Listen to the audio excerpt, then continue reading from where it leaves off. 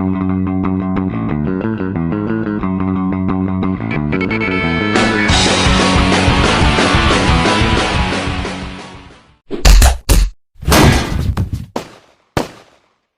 everyone, welcome back to Immediate Movie Reactions. I'm here after seeing Biy Meets World, the Bill Skarsgård action flick that is directed by Maurice Moore. I have not seen any of his films before, though I think this might only be his second film.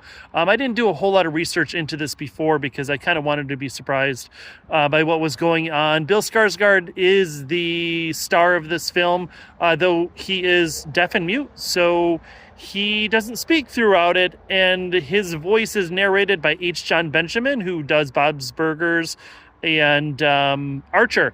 And it was really weird. It was kind of off-putting. Even though it does drop out for a large section of the movie, I felt like it made it a little more cartoony, a little sillier than maybe it needed to be.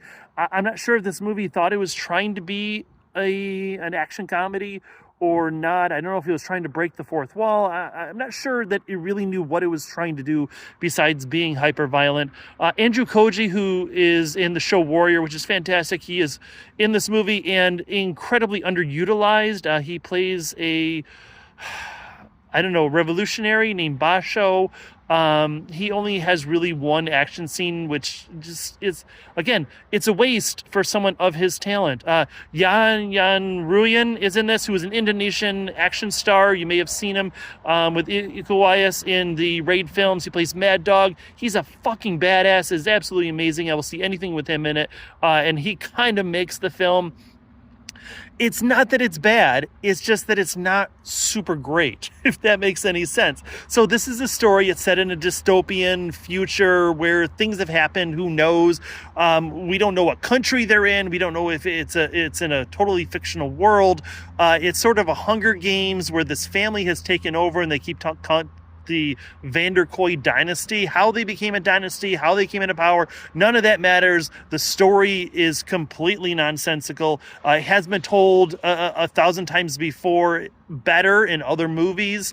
Like I said, The Hunger Games, very reminiscent of that. If you go all the way back to The Running Man, where there's a contest where people are getting killed and it's broadcast on TV, and then there's someone that's going to come in and fuck it all up, and that's what Bill Skarsgård is there to do. He has been raised by Yayan Ruyan, who is the shaman in this, and basically drugs him out of his mind and trains him in the ways of, I think it's Sika, though I'm probably wrong on that, the style of martial arts.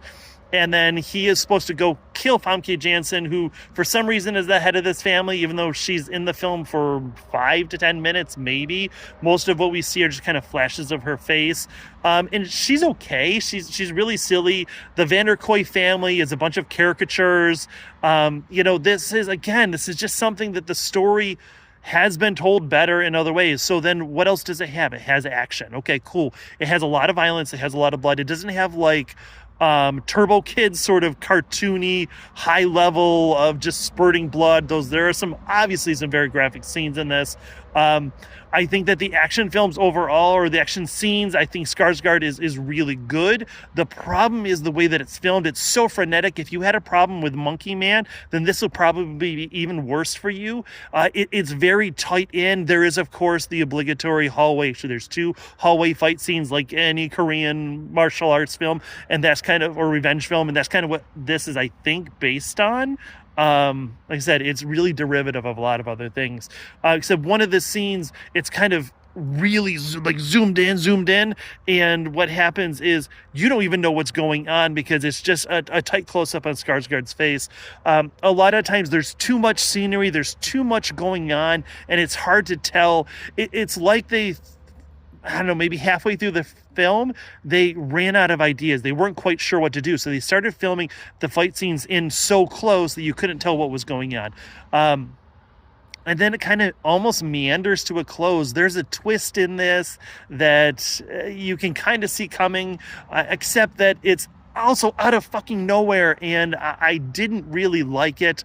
But that does lead up to another really cool hallway fight scene, a shootout. Now these are worse. These are like Cobra, Rise of Cobra, terrible shooting G.I. Joe. The bad guys are shooting thousands and thousands of bullets and can't fucking hit anybody, even though they're highly trained soldiers or something. I don't know. None of that makes any sense. But that's fine because they're just there as mannequins for Bill Skarsgård and his team that he assembles to just brutally murder. And that's what they do. Like, the practical effects are really good. What it all leads up to is, I think, actually one of the best final fight scenes that I've seen in a movie. Like, I'm talking Drunken Master Jackie Chan level of, if you've seen, either of the Drunken Master movies, right? Those final fight scenes are absolutely epic and amazing. And I think all the other shit that you have to sit through in this movie is almost worth it to get to that point where you do see Yayan Ruyan. Now, if you want to see him just kicking ass, I would recommend going to see The Raid. This movie is okay, or not going to see it, but, checking out The Raid and wherever it's streaming. This movie's okay. Like, it's fine. I really enjoyed it. It was not as bad as I had anticipated that it might be, but it was also not as good as I hoped it would be. So see it, stream or skip it. I think we're kind of past the window of being able to see it. This is, at the end of its run. But if you like action movies, if you like just kind of bloody violence, and yeah, definitely stream this movie. If you have any problem with the violence or squeamishness, language, like, I'm sorry, like, one of the characters just kind of calls everybody like a fuck fish and a fuck boy and a fuck pig and a fuck this, and it loses all of its importance, all of its, I don't know, humor, I guess, as it just kind of repeats itself over and over again. And I feel like maybe that's where I'm getting. So yeah, anyways, if you do like this type of film, then stream it. It's cool enough. I think it's inspired by enough really good films that it's worth seeing. And it's a good sophomore film from the director.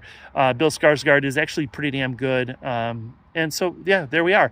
Thank you for watching. I do appreciate you. I did not ask at the beginning, and I keep meaning to. Please hit that like, share, and subscribe and all that stuff. I am trying to get to the whopping 50. All right, I appreciate it. I'll see you after the next movie. Hey, I just want a quick add on here. I kind of had to walk away. Obviously I think I was done. But mall security was driving by again. And next time I am going to record them because it's absolutely crazy. They drove by me 3 times watching me to see what was going on in that 7 minutes recording. So I think this will be really interesting to see what's going on. And I will try and get it on film next time.